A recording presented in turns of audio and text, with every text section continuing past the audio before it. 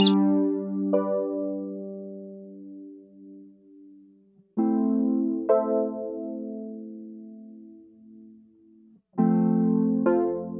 super essai de ce mois-ci nous a conduit en Franche-Comté et je ne vous cacherai pas que j'ai une affection particulière pour le coin puisqu'il s'agit de ma région natale et en particulier le département du Doubs où nous sommes ici présents.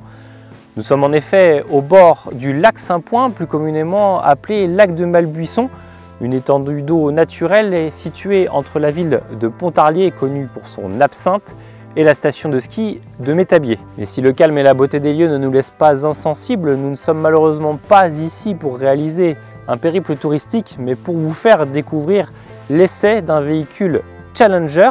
Et vous allez découvrir que le camping-car n'est pas forcément sur le créneau auquel on pense.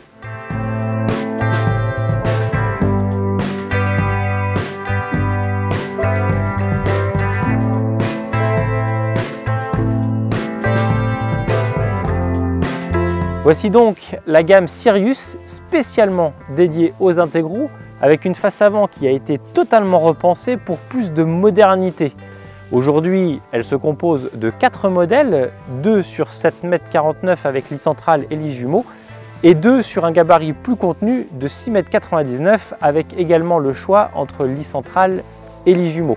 Le modèle de notre super essai s'axe sur ce gabarit compact justement. Il est baptisé 2088 et comme vous allez pouvoir le constater, à l'intérieur, Challenger n'est pas fou, il reprend un plan phare du catalogue en espérant connaître le même succès que sur les profilés.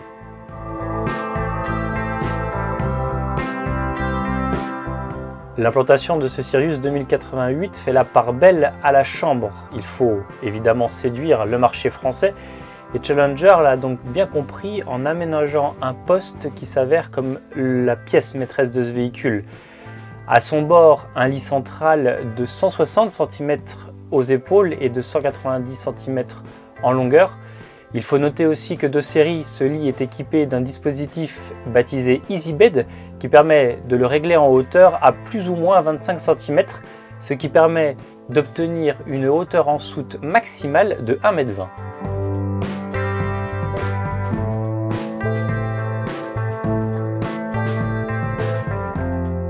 En dehors de la chambre, l'espace arrière se divise également avec le poste sanitaire. Ce dernier se compose pour sa part d'un cabinet de toilette totalement indépendant qui fait face à la douche de l'autre côté. Cette dernière est accessible derrière ses portes à battants. Seul petit bémol à l'heure actuelle où la tendance des salles d'eau transversales émerge, c'est que la cabine de douche est directement ouverte sur la chambre. C'est pour cela qu'il y a également des portes fumées pour donner un peu plus d'intimité. Compte tenu du gabarit du véhicule de moins de 7 mètres et à la vue de la belle prestation qu'offre la chambre en partie arrière, Challenger a dû naturellement jouer de compromis sur le reste de l'habitacle. À ce petit jeu, c'est le salon qui en pâtit le plus, il faut bien l'admettre, car on se retrouve un petit peu étriqué sur ce poste. Pour autant, il peut accueillir jusqu'à 5 convives autour de la table. Ces 5 convives sont répartis sur les banquettes en L face route, le sofa latéral et les assises cabines pivotant. Il faut admettre que ces dernières ont l'avantage de se manœuvrer très facilement.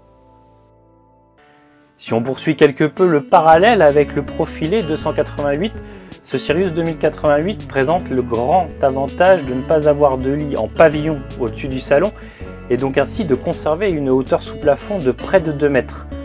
En revanche, pas de lit de pavillon certes, mais un lit de cabine au-dessus du poste de conduite.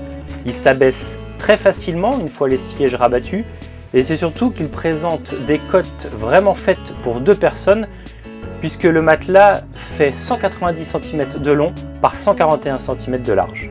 Pour parfaire ce tour d'horizon de ce Sirius 2088, il faut parler de la cuisine. Elle est logiquement en partie centrale dans cet habitacle.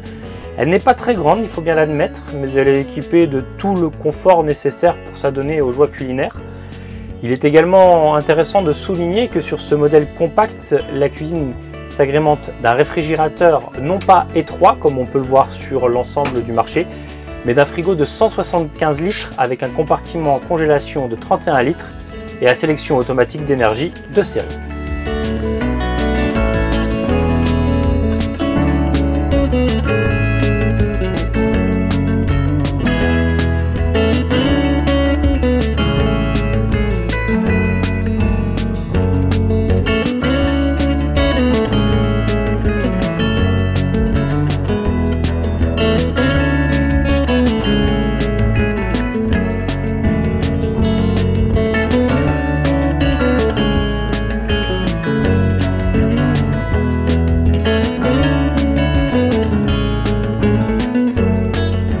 Il est maintenant l'heure pour nous d'évoquer la partie budget de ce véhicule et sachez que ce Sirius 2088 est affiché à partir de 62 990 €. Un tarif de base qui comprend notamment le grand frigo de 175 litres dont nous vous parlions tout à l'heure, mais également le chauffage sur carburant de 6000 watts.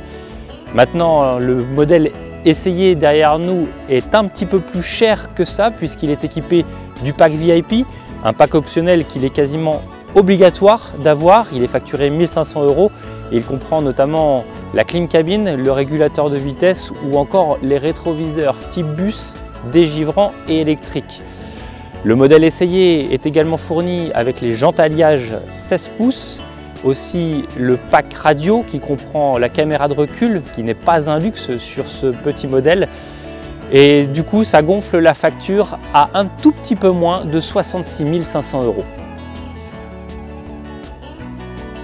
C'est aux portes du château de Joux, construit au XIe siècle et situé sur un passage stratégique entre la France et la Suisse, que notre périple dans le Doubs se termine. Nous vous donnons évidemment rendez-vous le mois prochain pour un nouvel essai dans une autre partie de la France. En attendant, prenez du bon temps et n'hésitez pas à venir consulter nos fils d'actualité sur notre site internet www.campingcar.com et ainsi que sur les réseaux sociaux comme Facebook. À bientôt!